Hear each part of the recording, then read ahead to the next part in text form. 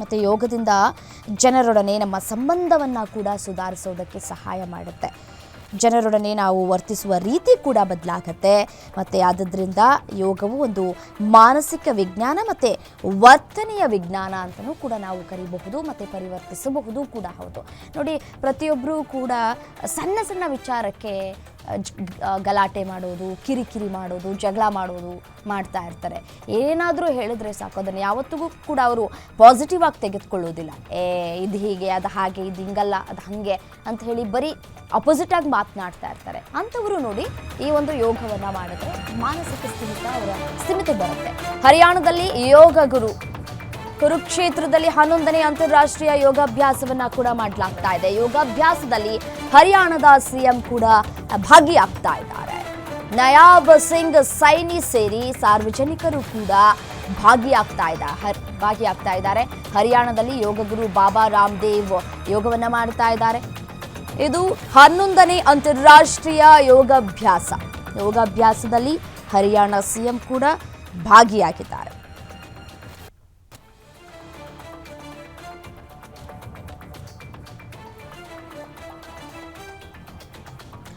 ವಿಶ್ವ ಯೋಗ ದಿನದ ಇತಿಹಾಸ ಏನಪ್ಪಾ ಅಂತ ನಾವು ನೋಡ್ತಾ ಹೋಗೋದಾದ್ರೆ, ನೋಡಿ ದೃಶ್ಯದಲ್ಲೂ ಕೂಡ ಗಮನಿಸ್ತಾ ಇದ್ದೀರಿ.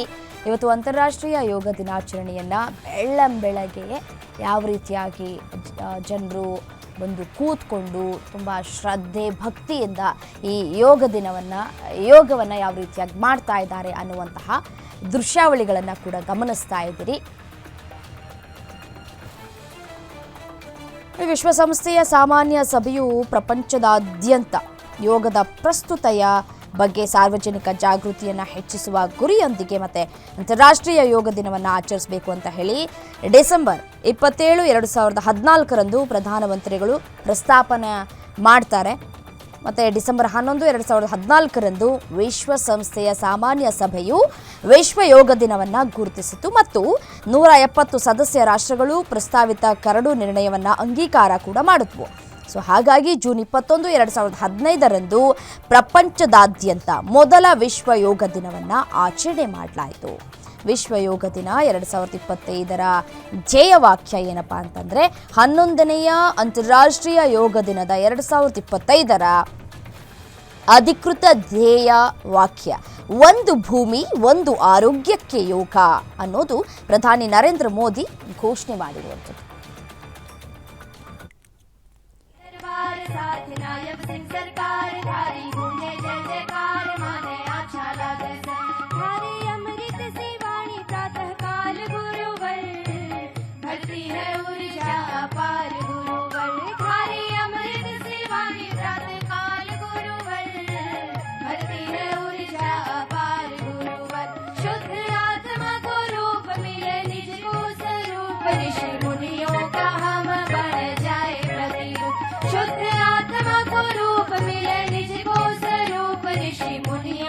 आप तो कुछ ज्यादा ही पतले हो गए। मैंने कहा हाँ, मैंने अभी 11 दिन का जल उपवास कर लिया, तो कुछ अब फैट तो ढूंढना पड़ेगा किधर छिपा हुआ है।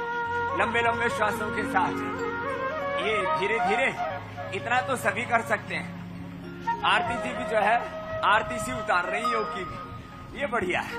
तो लंबे लंबे श्वासों के साथ जिससे जितना बन पाए, हमारे नवीन जी तो कुछ ज्यादा ही जवान होते जा रहे हैं। योग युवा रखता है। हमारे नायब सिंह जी की मैंने उम्र तो पूछी नहीं, लेकिन एकदम छोरे भर के लग गए। हाँ, तो एक बार जोरदार तालियां भाई हमारे सीएम साहब के।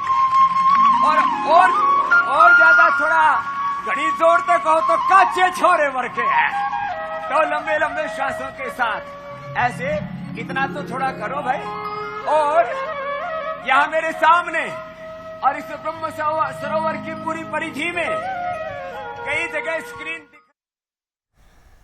ನೋಡಿ, ಭಾರತೀಯ ಸೇನೆಯಿಂದಲೂ ಕೂಡ ಯೋಗಾಭ್ಯಾಸವನ್ನ ಮಾಡಲಾಗ್ತಾ ಇದೆ. ಐಟಿಬಿಟಿ ಟೀಮ್ನಿಂದ ನದಿ ದಡದಲ್ಲಿ ಯೋಗಾಭ್ಯಾಸವನ್ನ ಮಾಡಲಾಗ್ತಾ ಇದೆ. ಪ್ಯಾಂಗೋಂಗ್ ತ್ಸೋ ನದಿ ದಡದಲ್ಲಿ ಯೋಗಾಭ್ಯಾಸವನ್ನ ಮಾಡಲಾಗ್ತಾ ಇದೆ. ಪ್ರತಿಯೊಬ್ಬರೂ ಕೂಡ ಈ ಒಂದು ಯೋಗವನ್ನು ಮಾಡ್ತಾ ಇದ್ದಾರೆ. ಅದು ನಮ್ಮ ಸೇನೆಯಿಂದಲೂ ಕೂಡ ಯೋಗಾಭ್ಯಾಸವನ್ನು ಮಾಡಲಾಗ್ತಾ ಇದೆ. ITBP ಟೀಮ್ನಿಂದ ನದಿ ದಡದಲ್ಲಿ ಯೋಗಾಭ್ಯಾಸವನ್ನು ಮಾಡಲಾಗ್ತಾ ಇದೆ. ಪ್ಯಾಂಗೋಂಗ್ ಸೋ ನದಿ ದಡದಲ್ಲಿ ಯೋಗಾಭ್ಯಾಸವನ್ನು ಮಾಡಲಾಗ್ತಾ ಇದೆ. ಪ್ರತಿಯೊಬ್ಬರೂ ಕೂಡ ಈ ಒಂದು ಯೋಗವನ್ನು ಆಚರಣೆ ಮಾಡ್ತಾ ಇದ್ದಾರೆ. ಇದೊಂದು ನಿಜಕ್ಕೂ ದೇಶಾದ್ಯಂತ ಸಾಮೂಹಿಕ ಯೋಗ ಪ್ರದರ್ಶನ ಆಗ್ತಾ ಇದೆಯಲ್ಲ, ಖುಷಿ ವಿಚಾರ ನಿಜಕ್ಕೂ. ಪ್ರತಿ ವರ್ಷವೂ ಕೂಡ ಸೇನೆಯಿಂದಲೂ ಕೂಡ ಯೋಗಾಭ್ಯಾಸವನ್ನು ಕೂಡ ಮಾಡಲಾಗ್ತಾ ಇದೆ. ಅದರಂತೆಯೇ ಈ ವರ್ಷವೂ ಕೂಡ ಯೋಗಾಭ್ಯಾಸವನ್ನು ಸೈನಿಕರು ಕೂಡ ಮಾಡ್ತಾ ಇದ್ದಾರೆ. ಒಂದು ಭೂಮಿ ಒಂದು ಆರೋಗ್ಯಕ್ಕೆ ಯೋಗ ಅನ್ನೋದನ್ನು ಪ್ರಧಾನಿ ನರೇಂದ್ರ ಮೋದಿ ಅವರು ಘೋಷಿಸಿರುವಂಥದ್ದು. ಇದು ವೈಯಕ್ತಿಕ ಯೋಗಕ್ಷೇಮ ಮತ್ತು ಯೋಜನೆಯ ಆರೋಗ್ಯದ ನಡುವಿನ ಸಂಬಂಧವನ್ನು ಒತ್ತಿ ಹೇಳ್ತಾ ಇದೆ. ನೋಡಿ, ದೃಶ್ಯದಲ್ಲೂ ಕೂಡ ಗಮನಿಸ್ತಾ ಇದ್ದೀರಿ, ನಮ್ಮ ಸೈನಿಕರು ಕೂಡ ಯೋಗಾಭ್ಯಾಸವನ್ನು ಮಾಡ್ತಾ ಇದ್ದಾರೆ. ITBP ಟೀಮ್ನಿಂದ ನದಿ ದಡದಲ್ಲಿ ಆಗ್ತಾ ಇರುವಂತಹ ಯೋಗಾಭ್ಯಾಸ ಇದು. ಮತ್ತು ನಮ್ಮ ಭಾರತದ ಬಾವುಟ ಕೂಡ ರಾರಾಜಿಸ್ತಾ ಇದೆ ಈ ಸಂದರ್ಭದಲ್ಲಿ.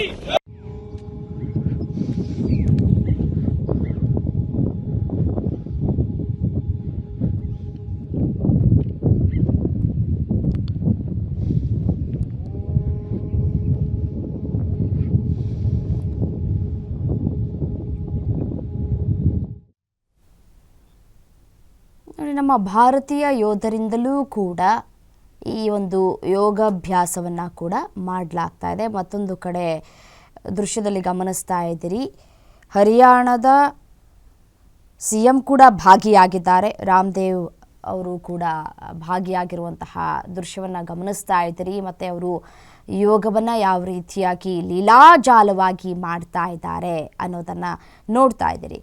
ಒಮ್ಮೆ ನಾವು ಆ ಒಂದು ಯೋಗವನ್ನು ಆಚರಣೆ ಮಾಡೋದಕ್ಕೆ ಶುರು ಮಾಡಿಬಿಟ್ರೆ ಮತ್ತು ಅದು ಎಷ್ಟು ಈಸಿ ಮತ್ತು ಯಾವ ರೀತಿಯಾಗಿ ನಮ್ಮ ದೇಹವನ್ನು ದಂಡಿಸಬಹುದು ಲೀಲಾಜಾಲವಾಗಿ ಅನ್ನೋದಕ್ಕೆ ಇದು ನಿಜಕ್ಕೂ ಬೆಸ್ಟ್ ಎಕ್ಸಾಂಪಲ್.